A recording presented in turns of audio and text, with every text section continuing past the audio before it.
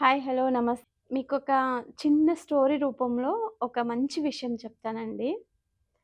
ఇది స్టోరీ అని అనుకోవచ్చు. కానీ మనందరి నిజ జీవితంలో చాలామంది ఇలా చేసేవాళ్ళు కూడా ఉన్నారండి. అలా చేయడం అనేది కరెక్ట్ కాదనే ఒక చిన్న ఉద్దేశ్యంతో మీకు ఈ చిన్న స్టోరీ చెప్తానండి. అనగనగా ఒక ఊరుండేదంటండి. ఆ ఊర్లో కొత్తగా పెళ్ళైన భార్యాభర్తలున్నారు. ఇప్పుడు న్యూలీ మ్యారీడ్ కపుల్ అంటే ఎలా ఉంటారండి? స్టార్టింగ్ చాలా అద్భుతంగా ఉంటారు. అయితే ఒక వాళ్ళేమనుకుంటున్నారంటే, మనం హోటల్‌కెళ్దాము, భోంచేద్దాం అనుకున్నారు. ఫస్ట్ రోజు హోటల్‌కెళ్లారు. రెండో రోజు బంధువులు పిలిచారని బంధువుల ఇంటికెళ్లారు, భోంచేశారు. మూడో రోజు అక్కడ, ఇక్కడ తిరగడం ఎందుకు, హ్యాపీగా మన ఇంట్లోనే సంతోషంగా ఉండి, మనకు కావాల్సినవన్నీ వండుకొని తిందాము అనుకుని, ఇద్దరు వైఫ్ అండ్ హస్బెండ్ ఇద్దరు అండి, మంచి ఉద్యోగస్తులు. 1,50,000 జీతం ఒక్కొక్కరికి వస్తుందండి. మంచిగా పంచభక్ష పరమాన్నాలు వండుకున్నారు. వండుకొని కూర్చొని తింటున్నారండి. తినే సమయంలో ఒక వ్యక్తొచ్చి తలుపు కొట్టి, "అమ్మా! గతి లేని పరిస్థితిలో నేను అడుక్కుంటున్నాను. నాకు చాలా ఆకలేస్తుంది. అమ్మ కొంచెం అన్నం ఉంటే పెట్టండి" అని సూటు, బూటు, కోటు వేసుకున్నాడండి. అతన్ని చూస్తే అడుక్కు తినేవాళ్ళలాగా లేదు. బాగా బతికి ఏదో దారి తప్పి వచ్చి అడిగితే ఎలా ఉంటుందో అలా ఉన్నాడు. కానీ ఆమె ఒక ప్లేట్ తీసుకొని అన్నీ వడ్డిస్తుంది. వడ్డించే సమయానికి ఆమె భర్త ప్లేట్ లాగేశాడు. ఆమె చాలా బాధపడింది.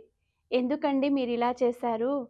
ఒక గుమ్మం దగ్గరకొచ్చి మనల్ని అన్నం పెట్టుమంటే, అన్నం పెట్టుకోకోకుండా మీరు పెట్టొద్దని లాగేస్తున్నారు" అనంటే, "అతన్ని చూస్తే నీకు అన్నం పెట్టాలనిపిస్తుందా? సూటు, బూటు వేసుకొని కొత్త రకం అడుక్కు తినేవాడిలాగా అడుక్కు తింటున్నాడు. ఎవడు ఎట్లాంటి వాడో మనకెట్లా తెలుస్తుంది? నువ్వు తలుపు తీసి అన్నం పెడితే నిన్నెత్తుకెళ్ళిపోతే, లేకపోతే నీ నగల్ని దోచుకుంటే నువ్వేం చేస్తావు? వద్దు పెట్టొద్దు. అది తీసి ఫ్రిడ్జ్‌లో పెట్టు.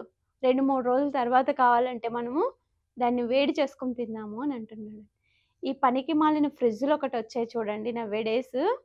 అన్నీ ఇంత పప్పు మిగిలినా, ఇంత చట్నీ మిగిలినా, ఇంత సాంబార్ మిగిలినా తీసి ఫ్రిడ్జ్‌లో పడేయడము, దాన్ని మళ్ళీ వేడి చేసుకొని తినడం. ఒకటండి మనకి ఫ్రిడ్జ్ ఉన్నది మంచిగా యూజ్ చేసుకో అసలు ఫ్రిడ్జ్ వాడకపోవడమే బెటరండి. నౌఎడేస్ ఫ్రిడ్జ్ వాడకపోతే పాలు, పెరుగు లాంటి పదార్థాలు ఉండట్లేదు గాబట్టి, వెజిటబుల్స్ అంటే ఉండాలి కాబట్టి ఎమర్జెన్సీ పాయింట్ ఆఫ్ వ్యూలో పెట్టుకోవడం కోసమే పెట్టుకోవాలి గానీ, వండిన పదార్థాల్ని కూడా ఒక కుక్కకో, మనిషికో పెట్టుకోకుండా ప్రతిదీ దాచి ఫ్రిడ్జ్‌లో పెట్టి, పెట్టి తింటున్నారండి.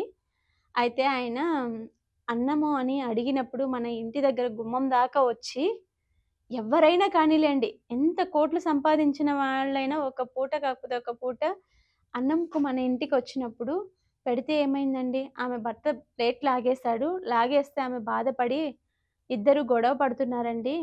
ఎన్ ఎంత బతుకు బతికితే మనకేం ప్రయోజనము? మీరొక 1,50,000 నేనొక 1,50,000 సంపాదిస్తున్నాను. 3,00,000 సంపాదన వండుకొని ఒక ముష్టోనికి అన్నం పెట్టలేని మీ మనసెంత అని ఇద్దరు గొడవ పడడం చూసి అండి, ఆ భిక్షగాడు కూడా వీళ్ళిద్దరు భార్యాభర్తలు గొడవలకి నేను కారణమవుతానేమో అని చెప్పి చప్పుడు చేయకోకుండా పాపం వెళ్ళిపోయాడండి. మరుసటి రోజు ఈయన ఆఫీస్‌కెళ్ళాడు. ఆమె భర్త ఎవరైతే ఉన్నారో ఆఫీస్‌కెళ్ళాడు. ఆఫీస్‌కి వెళ్ళిన తర్వాత వాళ్ళ బాస్ అడిగాడు. ఏమని అడిగాడో తెలుసా? "ఈరోజు నీకు ఉద్యోగం తీసేస్తున్నాను" అన్నాడు. "ఎందుకు సార్ నాకు ఉద్యోగం తీసేసావు" అనంటే, "ఒక భిక్షగాడు ఇంటి దగ్గరకొచ్చి అన్నం అడిగితే నువ్వు అన్నం పెట్టలేనోనికి నీకు 1,50,000 జీతం ఎందుకు అని అనిపిచ్చింది నాకు" అంటే, "నా ఇంటి దగ్గర భిక్షగాడొచ్చింది మీకెలా తెలుసండి" అనంటే, "ఆ భిక్షగాడు ఎవడో కాదు, నా ఎంప్లాయీ ఎంత మనసున్నోడో తెలుసుకోవడం కోసం నీ ఇంటికి నేను భిక్షగాడి వేషంలో వచ్చాను. అసలు నేను ఏంటి, ఎవరు అనేది నా మొహం కూడా చూడుకోకోకుండా నువ్వు, నీ భార్యకు మిగిలిన అన్నం పెడుతున్న పుణ్యాత్మురాలు చేతిలో ప్లేట్ లాగేసి ఫ్రిడ్జ్‌లో పెట్టమంటున్నావు. నీవు ఇంత మనసు లేని వ్యక్తివైనప్పుడు నీకు ఉద్యోగం ఎందుకు? నీకు ఉద్యోగం లేకపోతే నీకు ఉద్యోగం విలువ ఎలా తెలుస్తుంది? ఒక భిక్షగాడొచ్చి నీ ఇంటి దగ్గర ఆకలేస్తేనే గదా అన్నం అడుగుతాడు. అలా అన్నం పెట్టలేనికి నీకు ఎందుకు ఉద్యోగం" అని తీసేసాడంటండి. చూడండి, ఎవరి రూపంలో ఎవరు ఎప్పుడొచ్చి మనల్ని భిక్ష అడుగుతారో తెలియదు. మనకుంది కాబట్టి ఎవరైనా ఒకరు అడిగారనుకోండి, భోజనం పెట్టడంలో తప్పేముంది? ఒక భోజనం అనే కాదండి, చదువుకునే పిల్లలు బుక్కుల కోసం డొనేషన్స్ అడుగుతుంటారు. డబ్బు లేని వాళ్ళు ఏదో అంతో ఇంతో కొంతో హెల్ప్ చేయమని డబ్బులు అడుగుతుంటారు. లేదు అంటే ముష్టి వాళ్ళు బట్టలిమ్మని అడుగుతారు. లేకపోతే భోజనం పెట్టమని అడుగుతారు. ఏదో ఒకటి అడుగుతారు. మనకు ఒక 10,000 ఉన్నప్పుడు ఒక రూ. 1000 ధర్మం చేయడంలో తప్పేముందండి కదా! నౌ డేస్ జనాలు ఎలా అయిపోయారంటే అసలు దానం చేయకూడదు, ధర్మం చేయకూడదు. మేము కోట్లు సంపాదించాలి, కోటీశ్వరులవ్వాలి అంటే ఎప్పుడూ కారండి. ఈ చేత్తో ఇస్తే భగవంతుడు ఈ చేత్తో ఇస్తాడండి.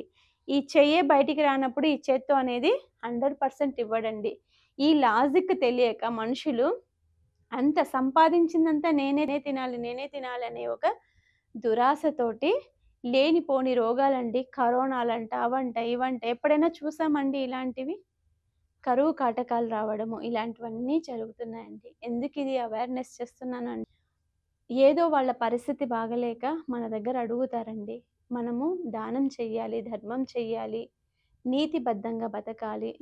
నిజాయితీలతోటి మనము రూపాయి సంపాదించిన ఆ రూపాయిలో నుంచి మనకి చేతనైనంత సహాయం చేస్తూ మనం బతికామంటే, మనం చేసిన దాన ధర్మం ఎక్కడికి వెళ్ళదండి. దానికి 10 రెట్ల పుణ్యం రూపంలో కానియండి, ధనం రూపంలో కానియండి, వస్తువాహన రూపంలో కానియండి, ఖచ్చితంగా మన దగ్గర చేరుతుంది.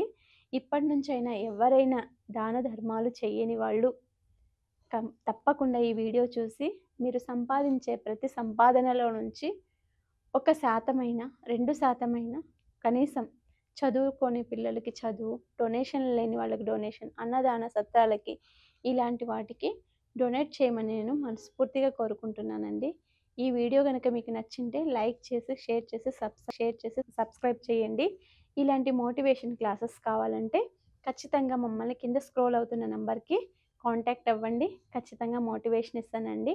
నౌ-ఏ-డేస్ మోటివేషన్ అనేది చాలా ఇంపార్టెంట్ అండి. అందుకే ఇలాంటి వీడియోస్ చేసి మీకు పంపిస్తున్నాము. Thank you.